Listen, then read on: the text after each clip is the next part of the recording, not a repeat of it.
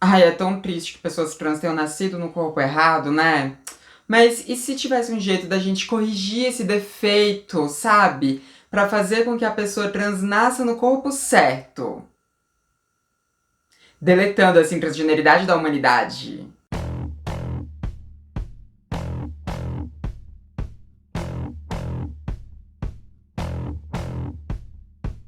Oi, gente, tudo bom? Então, hoje a gente vai aqui falar sobre corpo certo, corpo errado, enfim.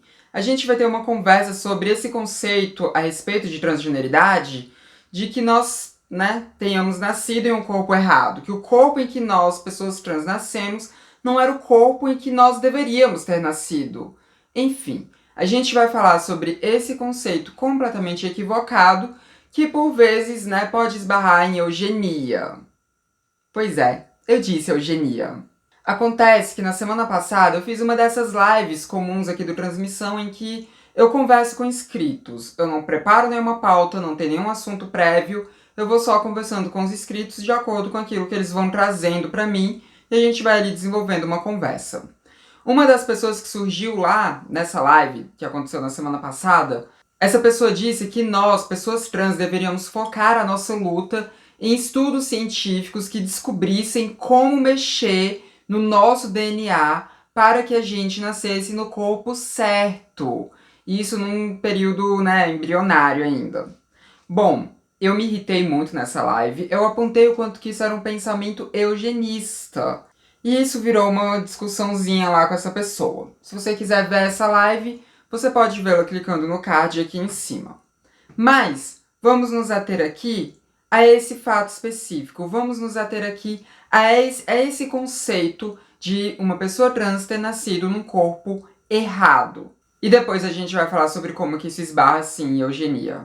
Antes de mais nada, eu gostaria que você que está aí me assistindo fosse pensando sobre o que seria nascer num corpo certo e o que seria nascer num corpo errado, enquanto eu vou falar sobre o conceito de transgeneridade.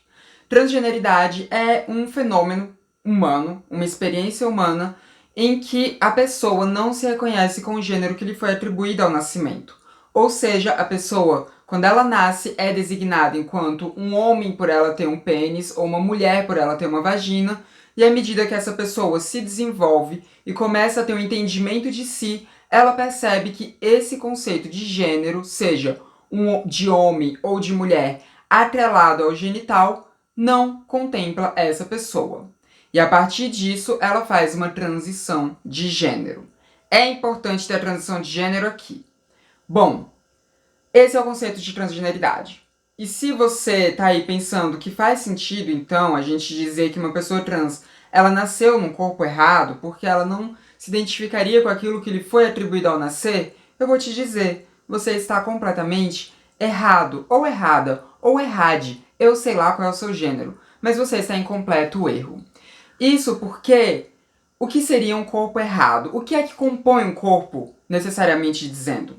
Quando as pessoas elas falam de corpo, elas costumam pensar no corpo como isso daqui que vocês estão vendo, algumas coisas que estão cobertas e vocês não estão vendo, mas elas nunca consideram que isso daqui faz parte do corpo. E eu não estou falando do meu cabelo, ou da pele da minha testa, ou da pele aqui do meu couro cabeludo. Eu estou falando do meu cérebro, aquilo que existe aqui dentro. Isso também faz parte do nosso corpo. Isso faz parte de quem nós somos, tanto quanto qualquer outra parte do nosso corpo faz parte de quem nós somos. Nós somos um conjunto de tudo aquilo que compõe o nosso ser. Tudo aquilo que é físico que compõe o nosso ser, que aqui entra sim toda a matéria que compõe quem nós somos, como também aquilo que nós não estamos vendo, nem quando a gente se olha no espelho totalmente sem roupa, e que também compõe quem nós somos, que é o nosso cérebro. E também, né, tem todos os fatores sociológicos e psicológicos que vão ser desenvolvidos à medida da nossa vida, que vão compor quem nós somos. Eu sempre gosto de dizer para vocês que o ser humano é um ser socio-psico-biológico. Não tem como você falar de comportamento humano, de experiências humanas, excluindo qualquer um desses fatores, porque no fundo é isso que nós somos, uma mistura de componentes sociais com componentes psicológicos que muitas vezes vão se desenvolver a partir das nossas vivências, que geralmente vêm a partir da sociedade em que nós estamos inseridos, e também daquilo que compõe a nossa biologia. E por compor a nossa biologia, entenda-se também a nossa conformação cerebral. Nós nascemos com um determinado corpo, com um determinado cérebro que está composto por esse corpo, e a partir disso nós nos desenvolvemos na sociedade em que nós estamos inseridos e adquirimos conceitos psicológicos, adquirimos desenvolvimentos psicológicos a partir daquilo que compõe a nossa biologia e daquilo que compõe a sociedade em que nós estamos inseridos, volto a dizer, não sei qual é o seu gênero. Tendo em vista isso, o que seria nascer num corpo errado? Quer dizer que a nossa biologia está errada? Quer dizer que nós viemos com algum tipo de defeito? Quer dizer que a gente é um completo erro da natureza? Não, a gente não é nada disso. Quando a gente fala de humanidade, a gente fala sobre diversas experiências humanas, a gente fala sobre diversos tipos de ser humano. A gente tem pessoas que vão ter as diversas formas variadas de humanidade. Nós falamos sobre diversidade humana. E a diversidade humana pode se dar por atributos físicos de cor de pele, de fenótipos, de cor de cabelo, de altura, de, dismorfismos sexuais, de caracteres sexuais secundários, vamos assim dizer. E também pode estar atrelado à diversidade de pensamento, à diversidade de entendimento de mundo e também à diversidade de funcionalidade. A gente pode falar sobre pessoas autistas, pessoas TDAH, pessoas bipolares, pessoas, enfim, que compõem as mais diversas formas de diversidade neurológica e tudo isso, enfim, tá dentro de diferentes tipos de ser humano. E ser uma pessoa trans também tá dentro disso. Você não se identificar com o gênero que lhe foi atribuído ao nascimento é apenas uma diversidade da humanidade. Faz parte do composto ser humano. E isso não é um defeito, não é errado, não é algo que precisa ser corrigido com manipulação higiênica. Isso é apenas uma diversidade da humanidade. E, obviamente, quando a gente está falando sobre pessoas trans, a gente está falando sobre muito sofrimento atrelado a essa não conformidade de gênero. A gente está falando sobre muitos problemas que uma pessoa trans vai enfrentar na sociedade, como ela se formou no nosso mundo. E quando eu digo sociedade, não estou falando apenas de um tipo de sociedade. Eu estou falando das mais diversas sociedades que a gente tem na humanidade. Mas o ponto é que, sim, a vida de uma pessoa trans, a vivência trans, ela está repleta de sofrimentos. Sofrimentos que são todos vindos da sociedade em que nós vivemos. São esses sofrimentos que fazem com que a gente se veja tão inadequada no mundo, que a gente se veja tão inadequada no ambiente em que estamos inseridas. Isso, toda essa repressão social, faz com que a gente se olhe no espelho e veja várias coisas defeituosas.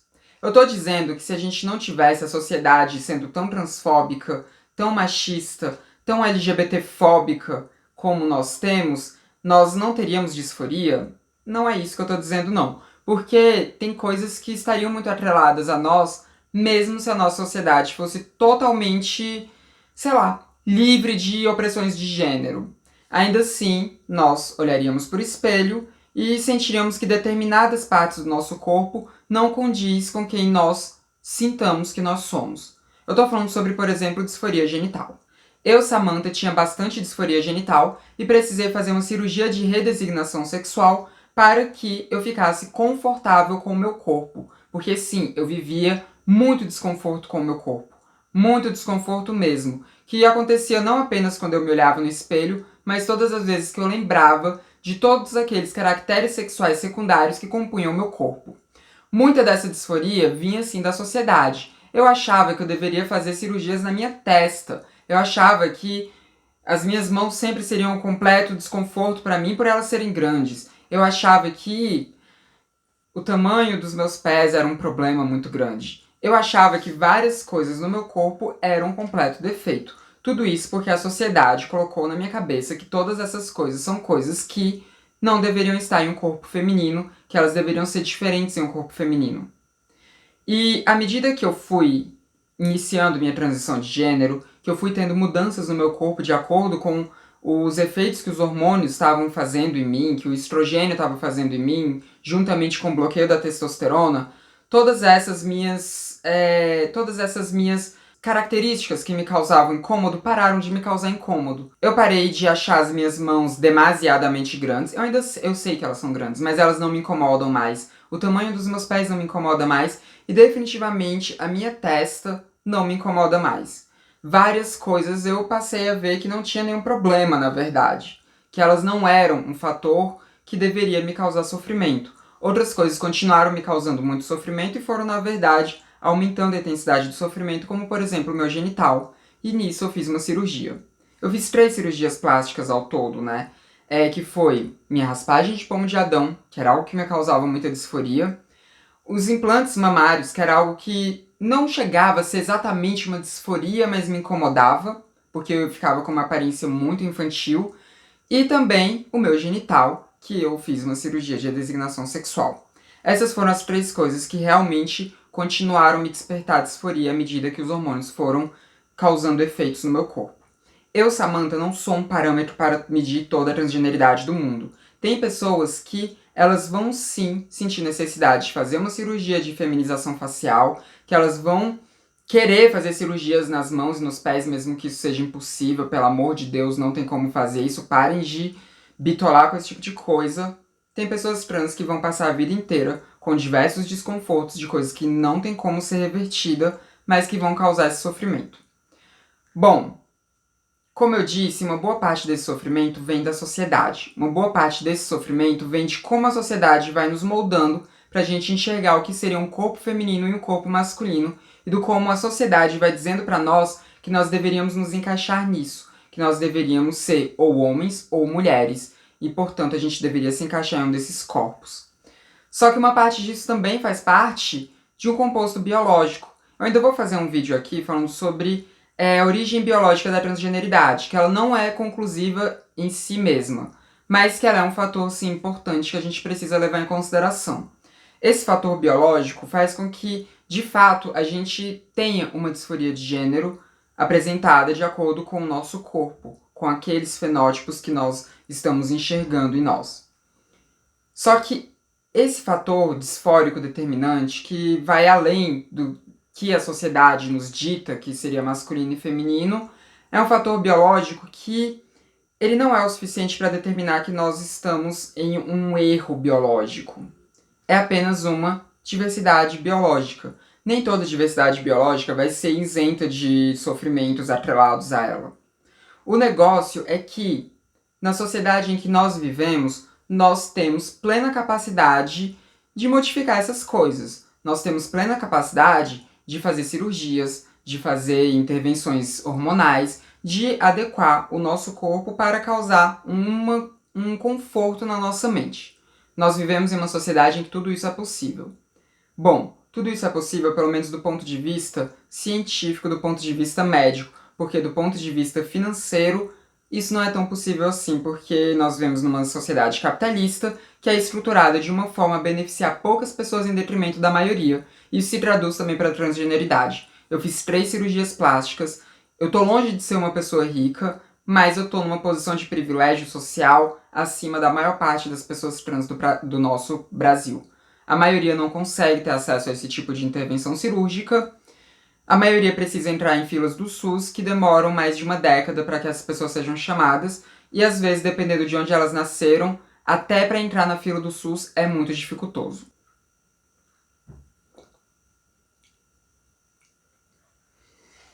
Mas esse é um problema mais social do que um problema de avanço científico da nossa sociedade. Porque, como eu disse, cientificamente falando, medicalmente falando, a gente tem sim capacidade de fazer todas as intervenções que nós precisamos fazer, e também temos profissionais de saúde mental que deveriam estar nos ajudando a entender que muitas coisas a gente de fato não precisa fazer. Muitas coisas é só um peso social jogado em cima de nós.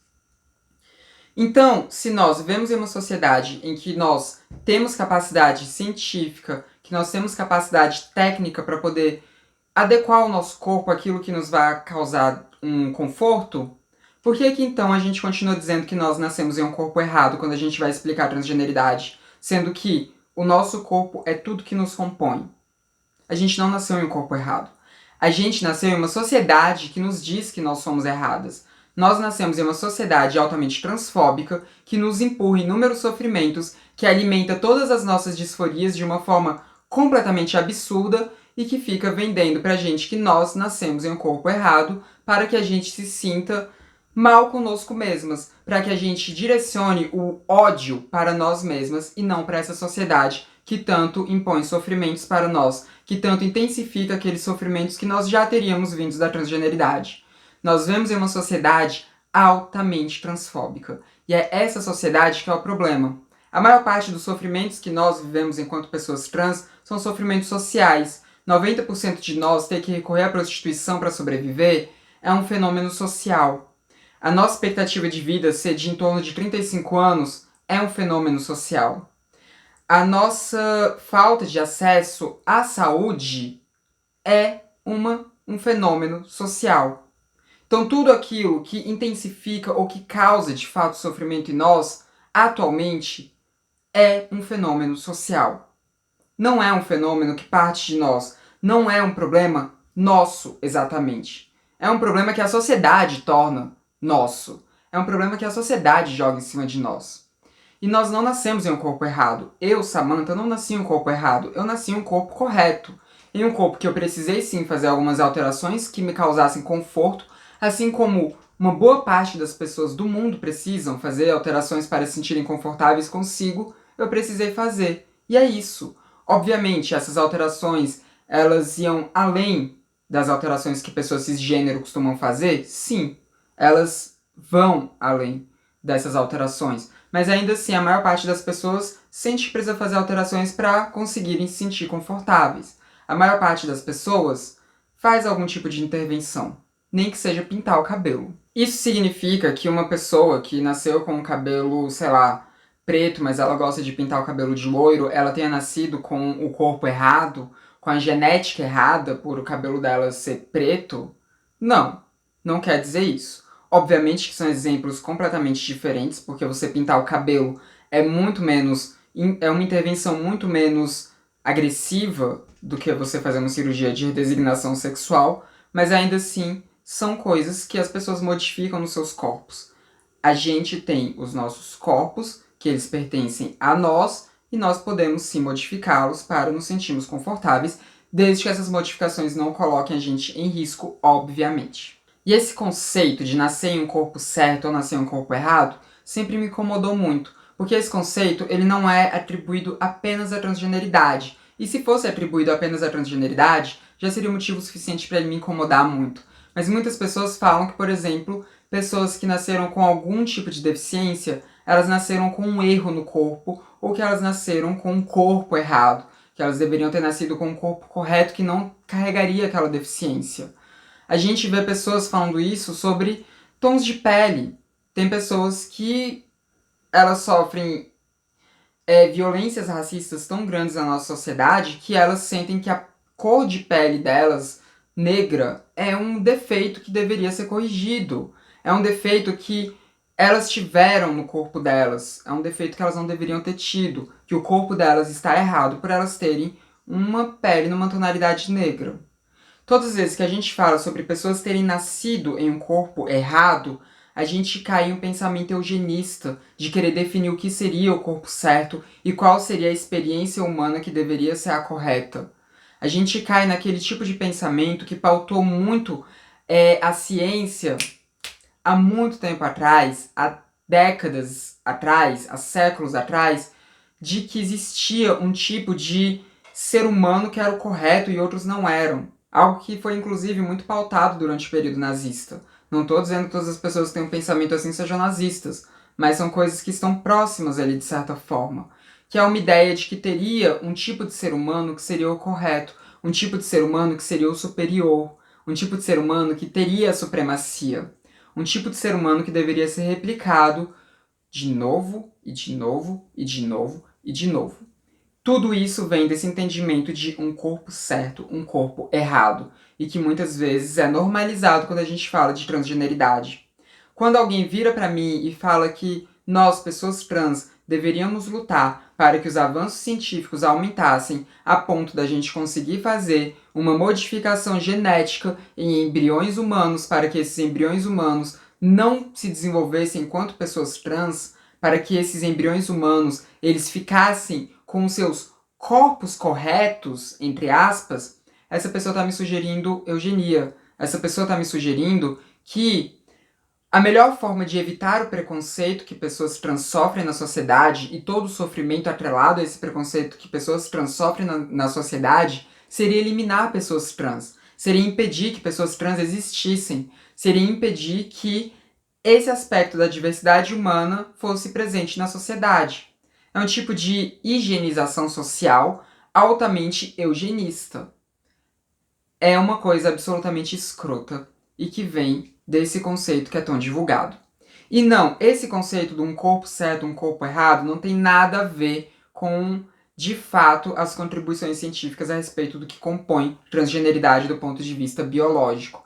São coisas que não deveriam nem sequer serem pensadas como coisas parecidas ou coisas que uma endosse a outra. Porque de um lado a gente está falando de um estudo científico, de vários estudos científicos para investigar características humanas, e do outro lado a gente está falando sobre você eliminar um grupo social. São coisas distintas. E a ciência, a biologia, quando vai lá e publica artigos científicos falando o que faz uma pessoa trans nascer trans, ela não está definindo que nós nascemos em um corpo errado. Não é isso que ela está fazendo. Ela está simplesmente descrevendo uma diversidade humana.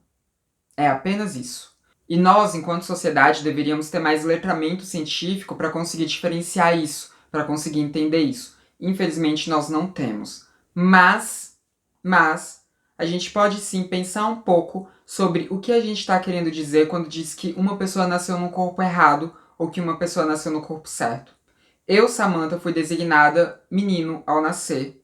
Eu, Samantha, nasci com um pênis. Eu, Samantha, vivi até os meus 24 anos enquanto um homem e fiz uma transição de gênero para o meu gênero de fato. Uma transição de gênero que serviu para diminuir todos os sofrimentos disfóricos que eu tinha na minha vida e que me reconectou comigo mesma, que fez com que eu olhasse no espelho e me sentisse pertencente a mim.